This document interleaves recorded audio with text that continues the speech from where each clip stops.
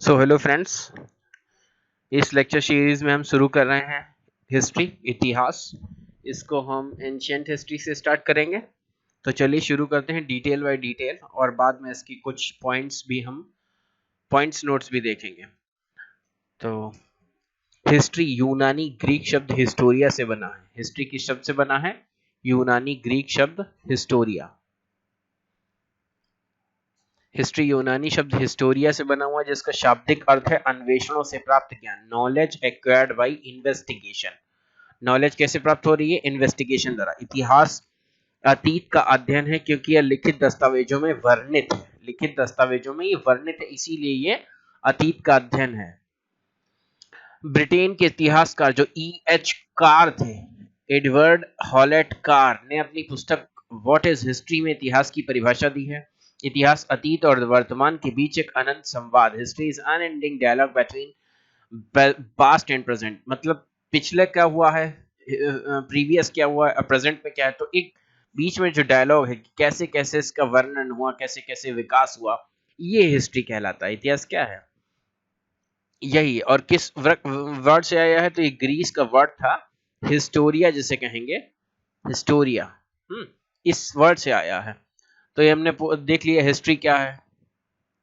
अतीत और वर्तमान के बीच एक अनंत संवाद है। History is unending dialogue between past and present. History का विभाजन देख लेते हैं। देखिए, तीन कालखंडों में हिस्ट्री को बांटा गया है। 3 वर्गों में विभक्त किया जा सकता है। पहला है प्राक ऐतिहासिक। प्राक मतलब प्राचीन इतिहास, प्राग ऐतिहासिक काल। प्राग ऐतिहासिक मतलब इतिहास से भी पहले का, तो प्री हिस्ट्री पीरियड। लिखित इतिहास के पहले कालखंड को, लिखित इतिहास के पहले मतलब जब इतिहास जिसके बारे में लिखा जाने लगा है, उससे भी पहले के कालखंड को क्या कहते हैं? प्राग ऐतिहासिक काल कहते हैं। इस कालखंड के लोगों को लिपि अक्षर का ज्ञान नहीं था। तो लिपि कैसे लिखते हैं, जैसे ये हम लिख रहे हैं तो देवनागरी लिपि में लिख रहे हैं, ये देवनागरी लिपि में लिखा है, इसका ये ज्ञान नहीं था। यह आदिम लोगों का इतिहास पत्थर और हड्डियों के औजारों और उनकी गुफा चित्रकारी के आधार पर लिखा गया था। गुफा चित्रकारी के आधार पर लिखा गया। तो इन लोगों का जीवन जो प्रागैतिहासिक काल का हिस्ट्री है, वो कैसे जाना गया? इन लोगों के हड्डियों के औजार जो थे, पत्थर के औजार थे, और जो गुफा में वो चित्रकारी करते थे, गुफा कई सारी पत्थरों की, उनके अंदर जो चित्रकारी टाइम पास के लिए करते थे, उनके आधार पर इनके इतिहास को जाना गया है। पाषाण काल को इसके अंतर्गत रखा गया है। तो प्रागैतिहासिक काल में कौन सा काल आता है? पाषाण काल आता है। उसके बाद हम देख लेते हैं दूसरा जो हमारा डिवीजन आता है। पहला तो हमारा हो गया प्रागैतिहासिक और प्रागैतिहासिक काल। प्रागैतिहासिक किसे पढ़ेंगे या प्रागैतिहासिक पढ़ेंगे? वर्ड्स को भी देखिएगा, ये हिंदी में आ सकता है, प्रागैतिहासिक है। फिर उसके बाद आता है आद ऐतिहासिक काल, pro history period. Pro history period में क्या आ जाएगा? उस कालखंड का इतिहास जो ऐतिहासिक काल से पहले का है। ये भी ऐतिहासिक काल से पहले का है, जब लिपि व अक्षर का उन्हें ज्ञान था, लेकिन आज भी उसे पढ़ा नहीं जा सका। यहाँ पे इनको ज्ञान था लिखने का, और लिख लेते थे, अक्षरों का ज्ञान था, लेकिन हम लोग उसे अभी तक नहीं पढ़ पाए हैं। आद ऐतिहासिक काल इसे कहते हैं प्रोटो हिस्ट्री पीरियड। मतलब जैसा नहीं कहते प्रोटो लॉन्च हुआ है, प्रो लॉन्च हुआ है, तो इसका मतलब है हिस्ट्री का जस्ट पहले का पीरियड। और ये प्री हिस्ट्री उससे भी बहुत पहले का पीरियड। काल इतिहास लेखन की दृष्टि से सिंधु घाटी सभ्यता, जो सिंधु घाटी सभ्यता थी, वह वैदिक काल को इसी कालखंड के अंतर्गत रखा गया है। तो सिंधु घाटी सभ्यता या हड़प्पा सभ्यता जो है हमारी, वो प्रोटो हिस्ट्री, मतलब वहां पे लिखा तो गया, लिपि का तो ज्ञान था, पर उसे पढ़ा नहीं जा सका है। वैदिक काल भी इसी कालखंड में है, क्योंकि ये लिपि चित्रात्मक और प्रतीकात्मक थी। मतलब चित्रात्मक ऐसे कुछ हाथी घोड़ा ऐसा कुछ करके, कुछ ऐसे चीटी बना देते थे, ऐसा करके आदमी बना देते थे भाला लिए हुए, है ना। तो ये कुछ चित्रात्मक था। तो इसका अर्थ निकाला गया है, निकालना जिसका अर्थ निकालना कठिन है। ऐतिहासिक काल क्या आप देख लेते हैं। तो इतिहास का वह काल जिससे संबंधित लिखित सामग्री प्राप्त होती है एवं उसे पढ़ा जा सका है। भारत में यह काल 6वीं शताब्दी ईसा पूर्व से प्रारंभ होता है। मतलब 600 ईसा पूर्व से प्रारंभ होता है। महाजनपद काल से अब तक का कालखंड शामिल है इसमें। कब से? महाजनपद, जो ये मौर्य काल से, बिंबसार से जो स्टार्ट हुआ है, महाजनपद काल से, इसे किसमें कहा जाता है? हिस्ट्री माना जाएगा, हिस्टोरिकल पीरियड माना जाएगा, क्योंकि लिखित साक्ष्य हमें मिले हुए हैं, शिलालेख मिले हुए हैं, स्तंभ लेख मिले हुए हैं, इन सब चीजों से। अब पुराणों में 4 युग देख लेते हैं। तो पुराणों में किन 4 युगों का वर्णन है? कृत या सतयुग जिन्हें कहते हैं, त्रेता युग कहते हैं, द्वापर युग कहते हैं, कलयुग कहते हैं। इनमें हर युग अपने पिछले युग से घटिया बताया गया है, मतलब आगे आने वाले में घटियापन और बढ़ता जा रहा है। और कहा गया है कि एक युग के बाद जब दूसरा युग आरंभ होता है तब नैतिक मूल्यों और सामाजिक मानदंडों का अधपतन होता है। इतिहास में काल, स्थान व विशेष महत्व को स्पष्ट किया गया है। अब इनके बारे में देखिए, क्वेश्चन जरूर आता है आपके कॉम्पिटिटिव एग्जाम्स में कि इतिहास के जन्मदाता कौन थे। तो इतिहास के जन्मदाता का क्या नाम है? हेरोडोटस, यूनान का प्रथम इतिहासकार। ये यूनान के थे, मतलब ग्रीस का ही आसपास का क्षेत्र। यूनान का वह भूगोलवेत्ता थे, मतलब ये भूगोल के जानकार थे। और हेरोडोटस का संस्कृत में नाम क्या था? हरिदत्त। हेरोडोटस हिस्ट्री शब्द के प्रथम प्रयोगकर्ता थे। इन्होंने हिस्ट्री शब्द का सर्वप्रथम प्रयोग किया था। इन्होंने वास्तविक इतिहास लेखन की नींव रखी थी। रोमन दार्शनिक सिसरो ने हेरोडोटस को इतिहास का जनक पिता हिस्ट्री की संज्ञा दी थी। तो हेरोडोटस को फादर ऑफ हिस्ट्री की संज्ञा देने वाले कौन थे? रोमन के दार्शनिक फिलोसोफर सिसरो। इन्होंने अपने इतिहास का विषय पेलोपोनेशियस युद्ध को बनाया। इन्होंने अपने इतिहास का विषय क्या बनाया? इन्होंने इतिहास किस विषय पर लिखा था? तो पेलोपोनेशियन का युद्ध था, उसका जिक्र किया था। प्रथम पुस्तक हिस्टोरिका में लिखा था, है ना। तो यही हिस्टोरिका वर्ड से हिस्ट्री वर्ड आया है। तो हमने इतिहास के जनक हेरोडोटस के बारे में देख लिया है, जिनको सिसरो ने नाम दिया था। और E.H. कार थे जिन्होंने अपनी पुस्तक व्हाट इज हिस्ट्री में लिखा था अतीत और वर्तमान के बारे में। अब हम देख लेते हैं भारतीय पुरातत्व के जनक कौन। ब्रिटिश पुरातत्व शास्त्री विलियम जोन्स द्वारा 15 जनवरी Asiatic Society of Bengal Kolkata का उत्तराधिकारी था। 1788 में इनका पत्र द एशियाटिक रिसर्चेस प्रकाशित होना आरंभ हुआ। 1814 में प्रथम संग्रहालय बंगाल में बना। एएसआई अपने वर्तमान रूप में 1861 में ब्रिटिश शासन के अधीन सर अलेक्जेंडर कनिंघम द्वारा तत्कालीन वायसराय चार्ल्स जॉन कैनिंग की सहायता से स्थापित हुआ, है ना। तो भारतीय पुरातत्व सर्वेक्षण जो एएसआई ब्रिटिश पुरातत्व शास्त्री विलियम जोन्स द्वारा 15 जनवरी 1784 को स्थापित एशियाटिक सोसाइटी ऑफ बंगाल का उत्तराधिकारी। पुरातत्व के क्षेत्र में महत्वपूर्ण योगदान के लिए कनिंघम कहा जाता है। भारतीय पुरातत्व का जनक मतलब भारतीय पुरातत्व का जनक किसे कहा जाएगा? तो वो कनिंघम होंगे, है ना। स्पेशल क्वेश्चन है, इसको याद रखिए कि अगर भारतीय संदर्भ में आ गया तो भारतीय संदर्भ में भारतीय पुरातत्व के जनक कौन है? कनिंघम है।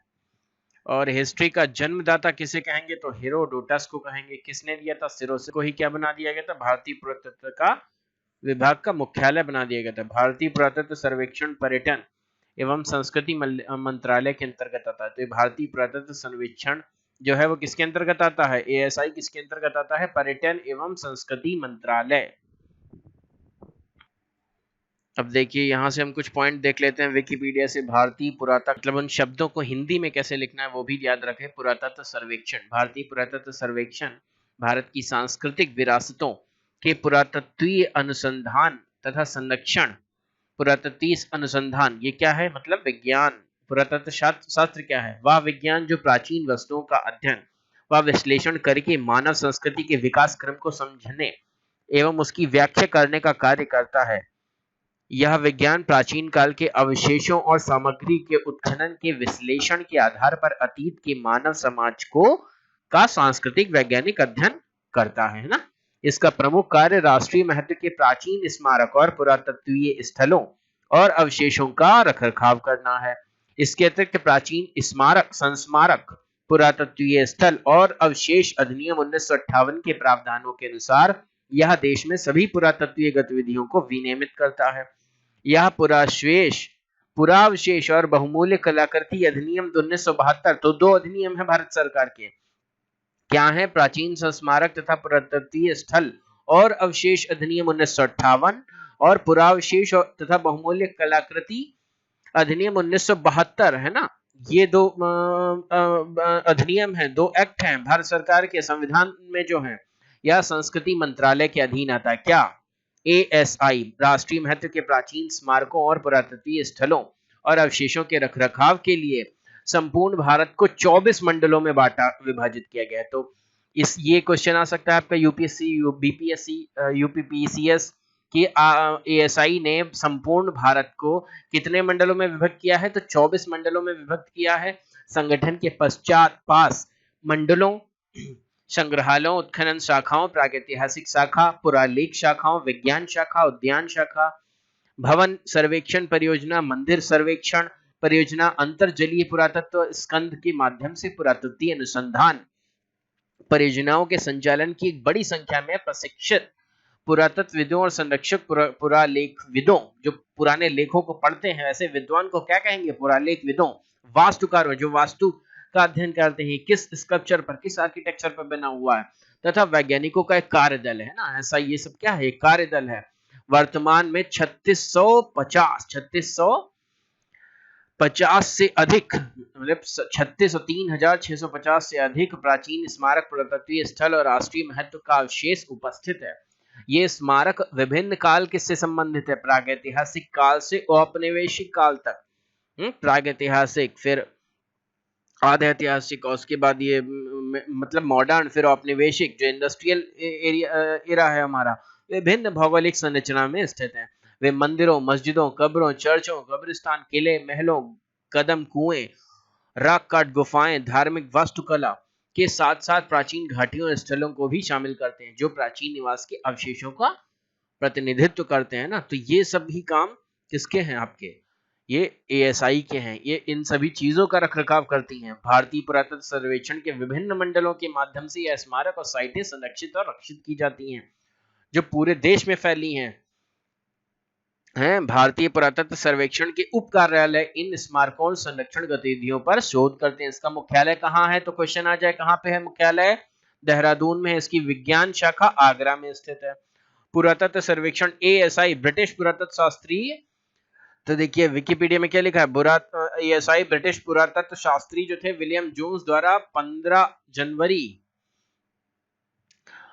1784 को स्थापित एशियाटिक सोसाइटी का उत्तराधिकारी है ना। एशियाटिक सोसाइटी पहले थी, उसके बाद में इसको एएसआई बना दिया गया।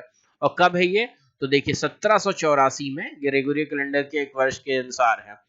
सन 1788 में इसका पद द एशियाटिक रिसर्चर प्रकाशित होना आरंभ हो गया। इसका पत्र भी जो है द एशियाटिक। तो अभी लेटेस्ट क्या मिला हुआ है, अभी हाल ही की खुदाई में निकले अवशेषों में हर्ष का टीला थानेसर हरियाणा के अवशेष हैं। थानेसर हरियाणा के अवशेष हैं। इनमें इनसे कुषाण काल के मध्यकाल के भारत की सांस्कृतिक झलक मिलती है। तो अब देखिए देख लेते हैं एएसआई के महानिदेशक कौन कौन है। तो सबसे पहले आते हैं 1871 से 1885 अलेक्जेंडर कनिंघम है। ये ब्रिटिश सेना के बंगाल इंजीनियर ग्रुप में इंजीनियर थे।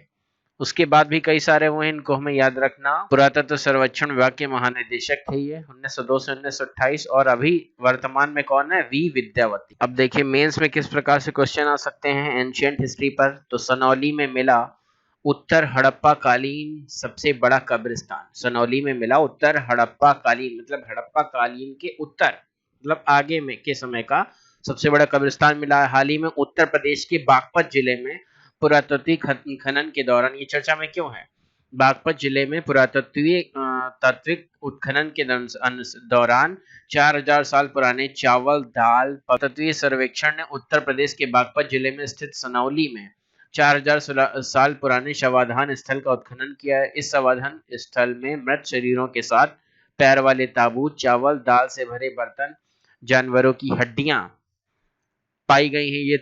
यहाँ तीन रथ, कुछ ताबूत, ढाल, तलवार और साथ ही हेलमेट भी मिला है, जो 2000 ईसा कालीन है। इस कालखंड के दौरान ऊपरी गंगा यमुना दोआब की संस्कृति के पैटर्न को समझने के लिए इस उत्खनन के ज्ञात निष्कर्ष महत्वपूर्ण है। बात समझ रहे हैं। इस कालखंड के दौरान उपरोक्त वस्तुओं के अलावा उत्खननकर्ता के शवों के साथ बर्तन, मवेशियों की हड्डियां, चावल, उड़द की दाल भी पाई गई है ना। तो इस तरीके से हम लिख सकते हैं। फिर सनौली क्षेत्र पुरातत्व सर्वेक्षण, इसके बारे में एक ब्रीफ जानकारी ले सकते हैं। ये देखिए एक अधिनियम है, विशेष बहुमूल्य कलाकृति अधिनियम 1972 संस्कृति मंत्रालय के अधीन आता है। इस लेक्चर में इतना ही, धन्यवाद।